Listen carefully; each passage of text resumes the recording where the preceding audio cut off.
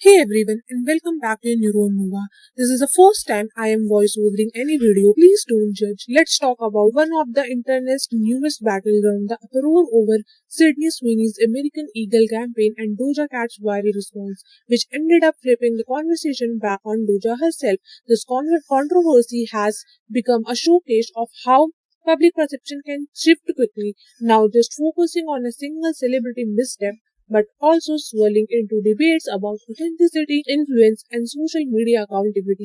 So here's the situation. Sydney Sweeney, a regular headline maker, landed a major spot with American Eagle.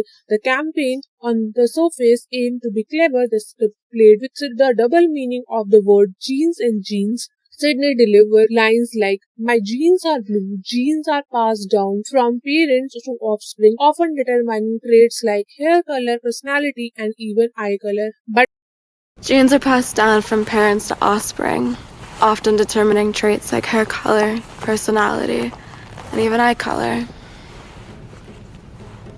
My genes are blue. Sydney Sweeney has very genes. My body's composition is determined by my genes. Hey, eyes up here. Sydney Sweeney has very genes.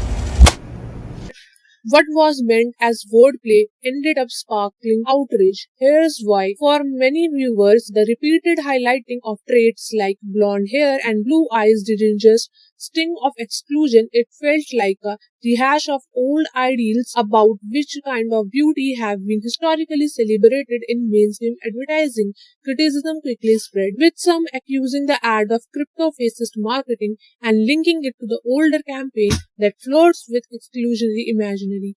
There were also questions about how something like this passed so many approval stages in a big brand, pointing to a systematic tone deafness rather than a simple oversight.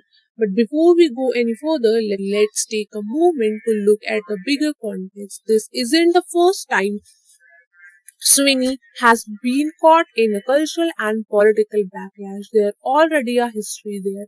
For example, past social media photos from a mega theme birthday party and her relatives' silence on some social issue had already put her under scrutiny.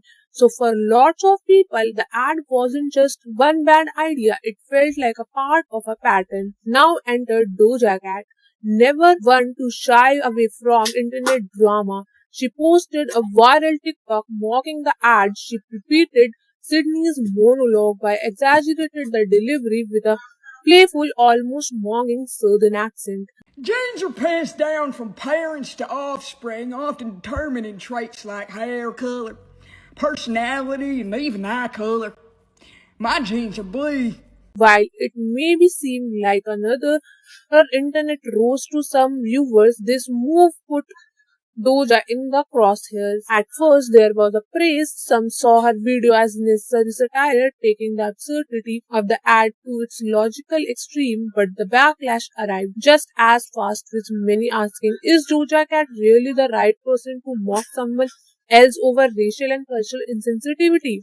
That's when people started refacing her own controversy. Years ago, Doja Cat came under the fire after old videos and chat logs were found on her participating in online spaces where racist language and joke were used. Although she denied supporting any hate group and explained that she was young and naive. Some fans or critics felt that her apology wasn't enough or the one she responded because the thing has gotten out of hands. For critics, risking being labeled a hypocrite seemed worse than staying out of this particular internet pylon.